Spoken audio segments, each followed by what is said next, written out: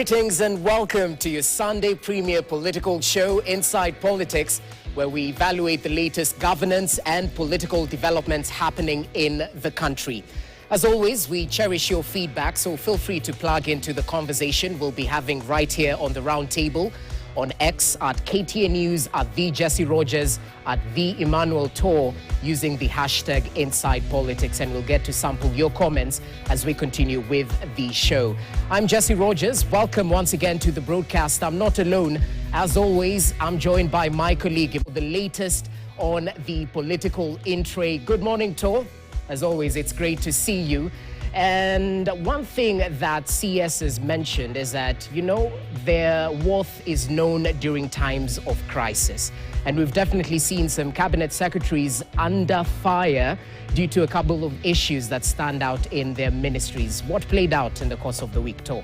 Well, thank you very much, Jesse. And as you have already put it right, there's so much that has been happening in the world of politics. And this is Inside Politics, and we give you the inside information of what has been transpiring. And from just straight to that point that you've already raised, the resignations have been the talk of town in the past week, whereas the National Council of Churches of Kenya, NCCK, has called for the resignation of Health CS Susan Nakhumicha, Agriculture CS Mithika Linturi, and CS for Roads and Transport Kipchumba Murkomen, and they're saying they have failed in their duty. They're saying that Susan Nakhumicha has been unable to handle the doctor strike, and something that just came up a few minutes ago is that the president has said that deal that was there to try and solve that strike has been removed. It is off the table, and we'll be getting that story in a subsequent bulletin. So that is part of the issues that happened, and they're saying Linturi should vacate office for failing to handle the fertilizer problem, and Kenyans have been served with fake fertilizer, and that has been talk of town as well. And Murkomen has been cited for not handling the road accident, the carriages that have been there in the past few days. Something else that also closely linked to that is the Embakasi East Member of Parliament and a member of Team Ground, as we already highlighted last week, has moved and has already written to the Speaker of the National Assembly, Moses Wetangula, seeking the impeachment of Nakhumicha for two things. One, he says that Nakhumicha is unable to end the strike and she's incompetent. And something else that she says is that Nakhumicha has not been able to follow the Constitution to its logical conclusion, or what the Constitution says. So that is part of what we are going to discuss as well. Something else that also happened along that line of impeachment is ODM too wants the immediate resignation of KRA Board Chairperson Anthony Maora and Kenya Power and Lighting Company KPLC Board Chairperson Joy Ndivo. They were appointed to lead the UDA, the elections that are coming up, the grassroots elections, and they're saying they are public officers and they should not be serving in electoral or election positions. But UDA has fired back quickly through the SG, saying that these are not public officers. They're just there to support because they are not on salary. Something else that also took center stage is the grassroots elections. Both UDA, the governing party, and of course the ODM party have staggered and announced the dates for the elections of their constituencies, and that is for the party elections. And UDA are starting on the 26th of this month, and they're staggering it all the way to August. But ODM is starting 3 days after, which is the 29th of April, and they're going to have them, and the dates are going to be announced subsequently. So it is an acid test for these two parties, which have not done these elections in quite some time, and we hope that we'll be getting some more about this. So those are some of the hot topics that took center stage, and something else that also captured the interest of Kenyans is the Ruto campaigns. President William Ruto has campaigned for Odinga, Raila Odinga, who is also angling for the AUC position. And the president has been into 4 countries very quickly from Tuesday to date, and he just jetted back last night. He was in Ghana, Guinea-Bissau, went to Equatorial Guinea, sorry, and he just concluded the trip in Central African Republic, where he said these countries have agreed to support Baba's bid to AUC or Addis Ababa, as we always say it here. And lastly, the Meru Governor Kawera Mongaza joined, as she says, joined the UDA party. But did she really join the UDA party, and what are the repercussions of doing so? And this is also part of what the governor for Isiolo also did a few months ago. So, Jesse, there's so much on your plate and what you're going to discuss with your panel, and I hope that we'll be getting some more details from your panelist, Jesse. Okay, thanks, Sto, for that update. As always, we cherish the political entry and looking forward to what to expect in the week ahead. Allow me to introduce my panelists. Joining me in studio, Ishmael Nyaribo, Wakili. Karibu sana to the round table. I hope you had a fantastic week. Yes, it has been good. Thank you for welcoming me.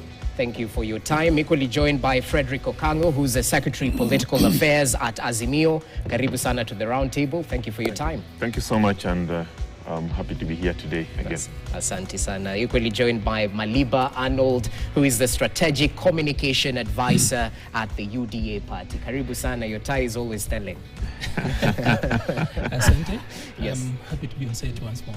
Thank you for your time. Looking forward to fruitful discussion, and feel free to plug into the conversation back at home. I'd like us to begin with the question, have public officers been appointed to the UDA poll board? Because it definitely caused a stir just last week as we saw the United Democratic Alliance appoint Anthony Mwaura of KRA and Joy Mdivo of KPLC as the National Elections Board and the Electoral Dispute Resolution Committee chairpersons, respectively, for the upcoming nationwide party elections that are slated to start late April. According to the UDA chair, Cecily Mbarire, the appointments are made to ensure smooth election process during and after the grassroots election process. But let's just listen in to some of the reservations that were raised by ODM and how the Secretary General, Cleophas Malala, was able to defend these particular appointments.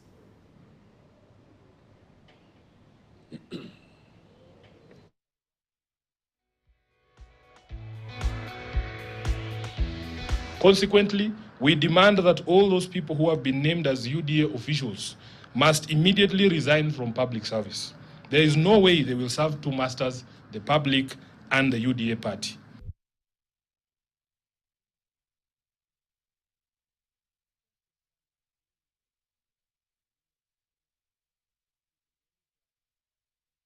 Consequently, we demand that all those people who have been named as UDA officials must immediately resign from public service. There is no way they will serve two masters, the public and the UDA party.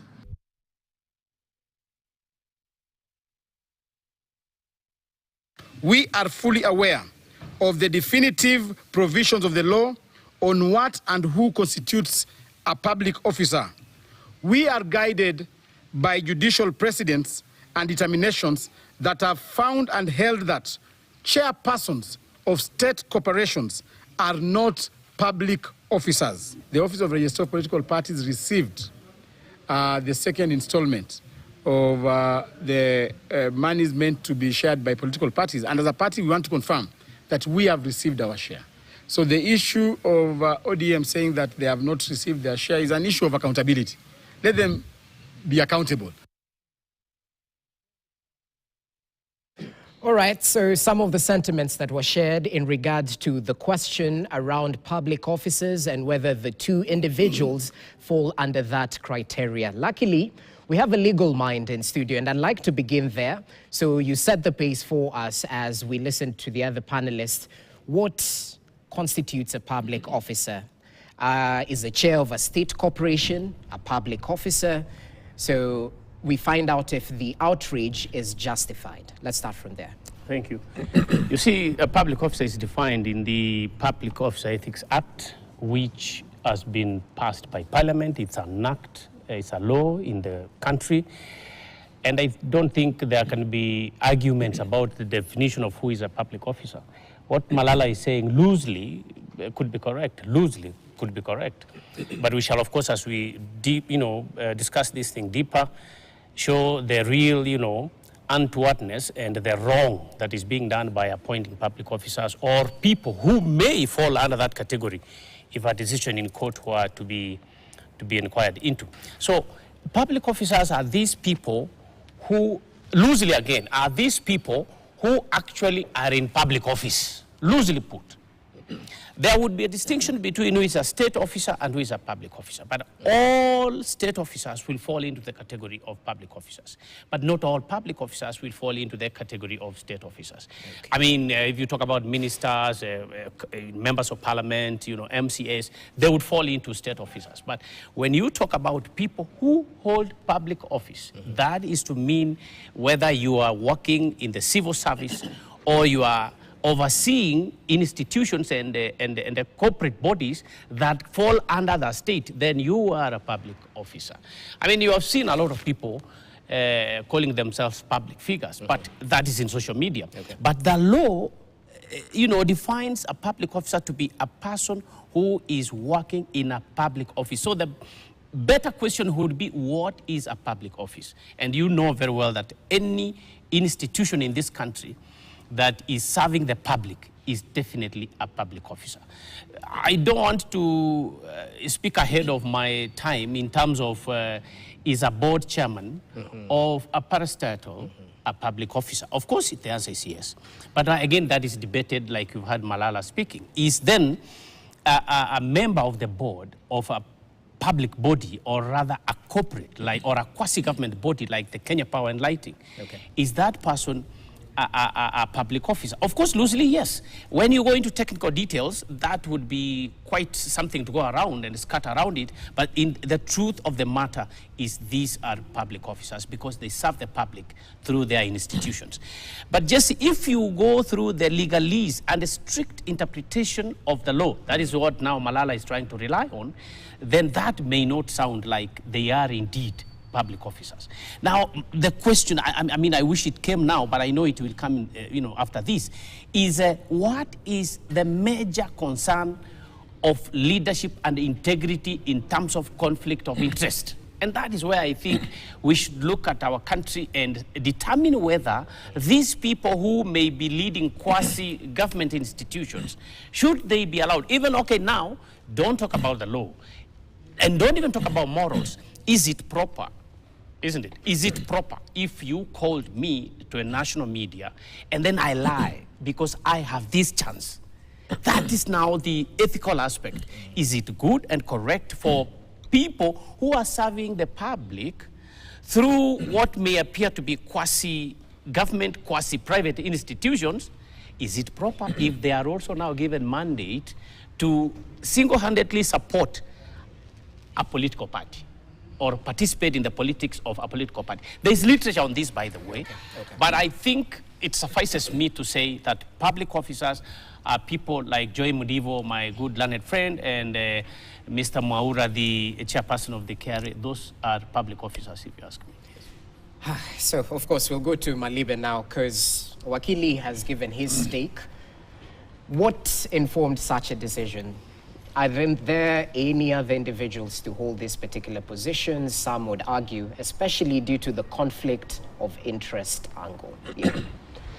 First of all, I think if you listen to Wakili, you get a sense of it. It's okay, it's not okay, it's fine, not fine. And then, of course, we've gone round and round. At the end of the day, what I got from his contribution was an attempt at moralizing this. This is not a moral question. This is a legal question. Is it right legally for both Mwaura and Mudivo to hold the respective office? And they're not just those two. There's even Professor Ujwang, who's also on Kenya Power and the Nairobi Riverine Commission, and he's also in this particular team. So it's not just one person, it's quite a number of them. Okay. Now, when the president came to the office at the UDA headquarters on Ngong Road and held a 2-hour meeting, chairing the National Steering Committee to actually come up with this, that meeting took much long. Sometimes the cabinet takes much shorter time. That meeting took much long, and the president sat in until everything else had actually worked around. Number one, it's not wrong, and I will go to that, because literally everybody in here has been to law school, unfortunately, somehow. Now, there are three main sources of law. There is the Constitution. There is, of course, statute. And then there's precedents, they'll tell you that. Now, what I really want us to take this thing to bed is none other than a ruling by the Supreme Court on this particular issue. You know, in Katiba Institute, I think, versus the Attorney General, and another in 2020, if you allow me, I can actually read you excerpts of that. Right. It's important that we read the excerpts of that so that we cite it. You know, there's too much, and the debate out there is so much of moralizing and guilt-tripping the party when it doesn't have a foothold in law. So I'll read this, just excerpts, quick ones. Regarding remuneration and benefits, our reading of the law, this is the court. Our reading of the law is that this is not directly drawn from the consolidated fund and directly by Parliament. Under Section 11 of the State Corporations Act, state corporations are required to prepare and submit the line minister and the treasury for approval yearly estimates of their revenue and expenditure, accompanied by proposals for funding of the projects they are to undertake or implement during the financial year. This is testimony to the fact that state corporations and parastatals generate their own revenue for expenditure, and their funding is not necessarily wholly provided for by Parliament. To answer the first issue in this petition, we find and hold that positions of chairpersons and members of boards of states, corporations and parastatals are not offices in the public service.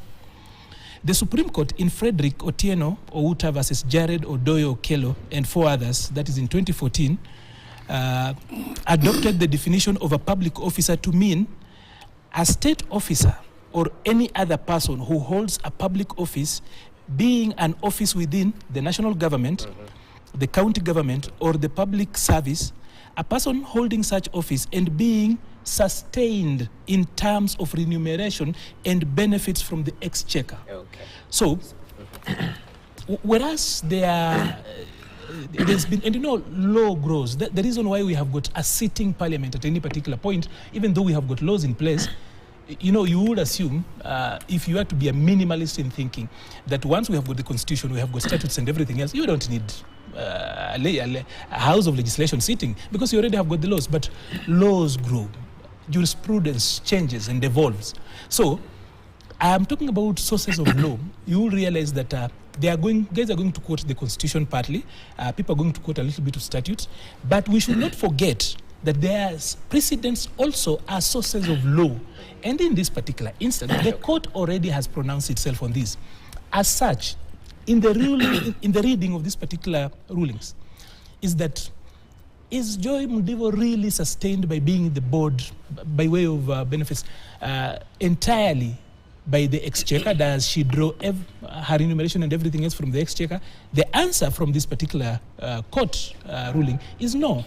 The same applies for Maura. The same applies for Dr. Ojuang. So it's okay. The conversation we are having out there is welcome, yes, but it's much more of a moral argument and not a legal one.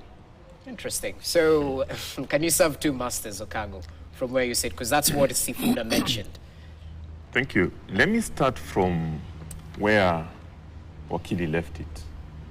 Who is a public officer? That is the question that we must answer and our viewers would want to know. Then I'll go to the literature that Arnold Maliba has articulated very well. Now, any person who holds a public office, whether it is in the national government, county government, and these people, or in the public service, and these people receive a benefit or a remuneration as a result of allocation by Parliament, that person is actually a public officer. However, if we were to go into the literature of law that Arnold has taken us through, and what do you call him? The SG of UDA, Malala, has told us that there is a judicial precedent that has been set. And in this case, he has not actually gone into detail and told us which type of precedent is this. And Arnold knows this. We have got a binding precedent. And in my view, this was a binding precedent by the Supreme Court because it sets what cannot be changed by lower courts in the same jurisdiction. We also have overruling precedent, and Wakili knows that. We also have distinguishing precedent. But that is not the case, because if we are to go into that literature and class, it will take us a long time. The facts are, these people, my good friend Joy Midivo and Mwaura, in doing whatever they have been assigned to do, as members of UDA, first of all, because they have to be members to be in those positions, are they going to compromise the political neutrality of the office they hold, or their own political neutrality, or not? Number two, are they going to act as agents of UDA in performing political duties unlike what they should be performing the public duty? Because I started by saying, who are they? In essence, they are public officers by the virtue that they sit in a public office called KRA and Kenya Power and Lighting Company, even though the court found that they are actually not enjoy the benefits from public coffers, what we may call consolidated fund. But the duty they undertake it on behalf of the people of Kenya, on behalf of the public. So there is an issue that Sifuna raises. The issue Sifuna and team raises is that how are they going to ensure that they chair a UDA National Elections Board? Remember, UDA is not Kenya. UDA is a political party, okay? How are they going to chair electoral dispute committee for Joy Midivo without having that conflict of interest, without their offices that they hold in the public being seen to be compromised politically in terms of political neutrality that they should hold by the virtue of being public officers in that essence? There is also what we call ethics that Wakili said.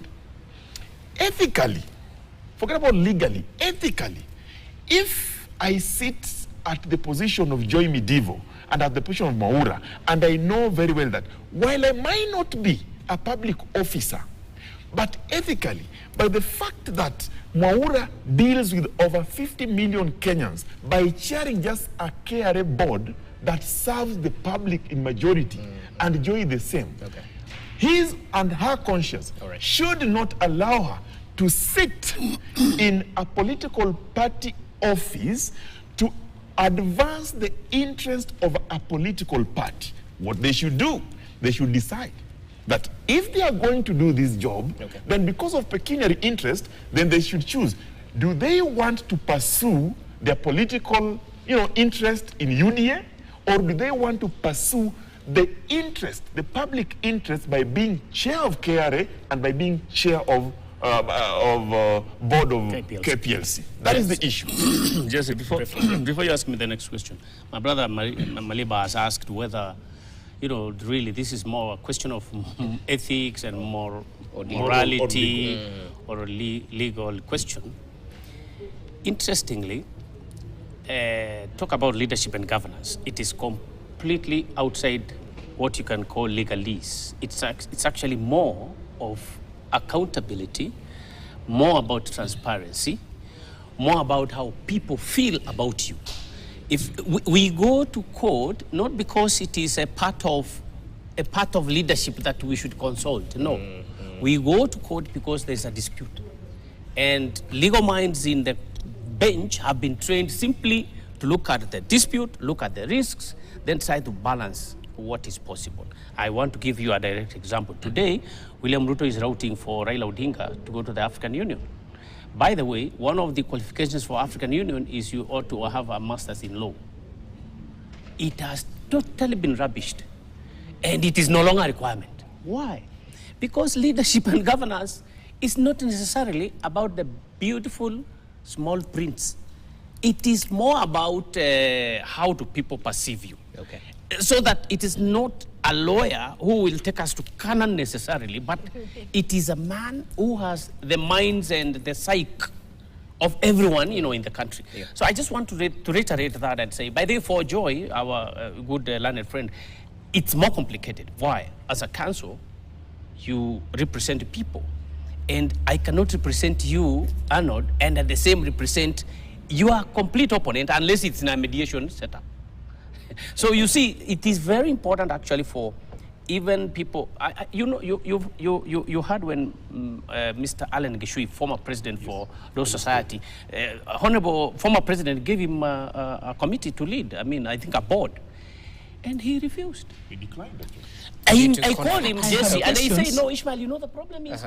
I was not even consulted. And plus, I cannot as an advocate because there are many people in that board I represent. So the point here is integrity, transparency, and accountability, Arnold.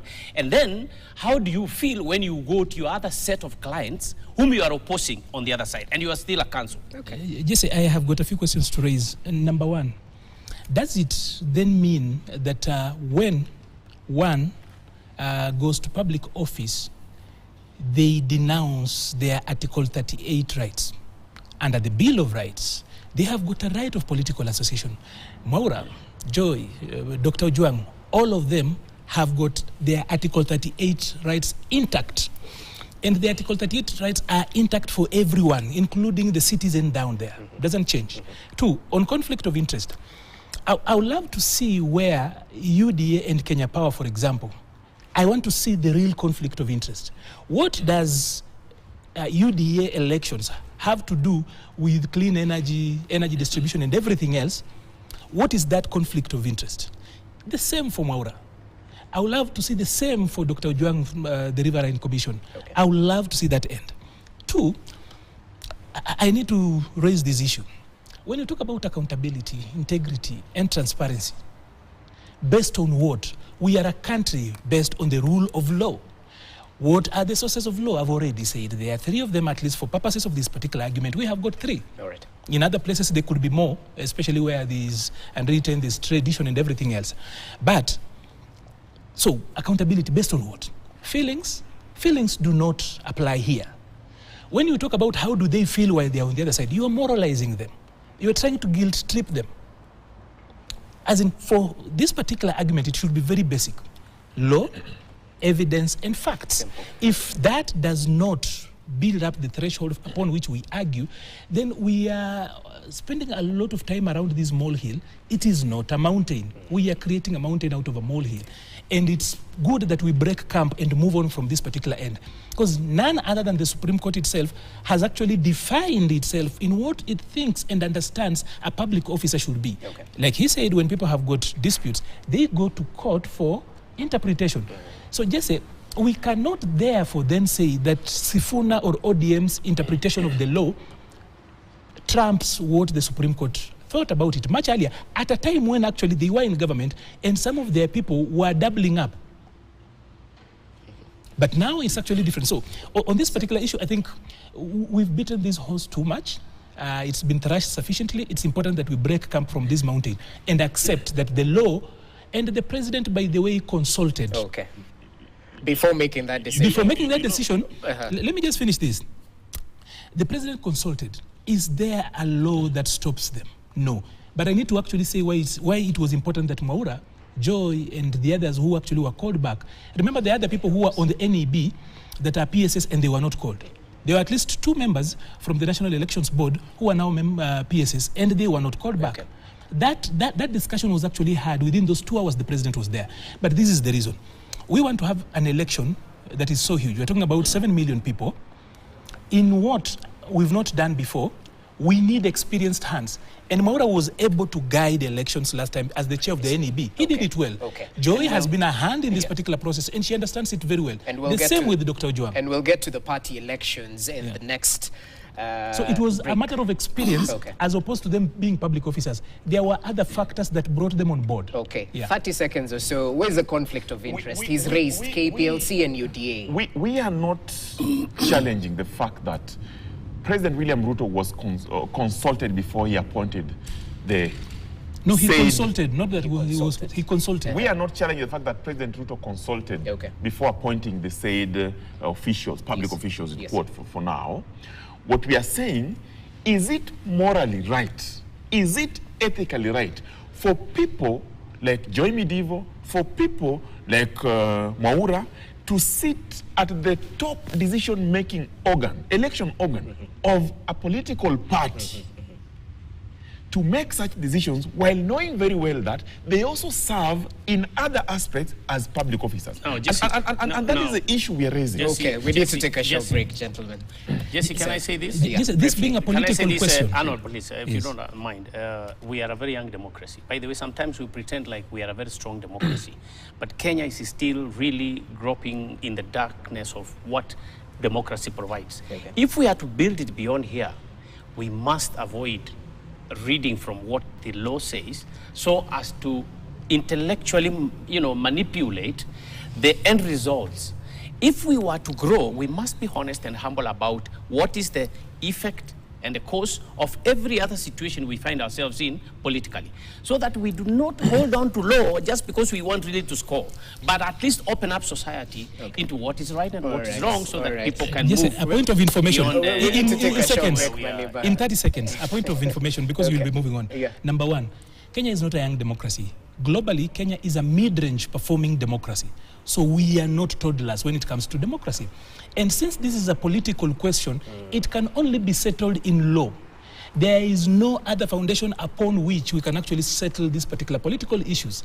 And by the way, those By the way, especially... Arnold, our solutions have been resolved majorly politically, not by law. And, If you go about our and history over and above that, I'm saying the of our question disputes, yeah. of actually appointing these 3 officers or so Yeah.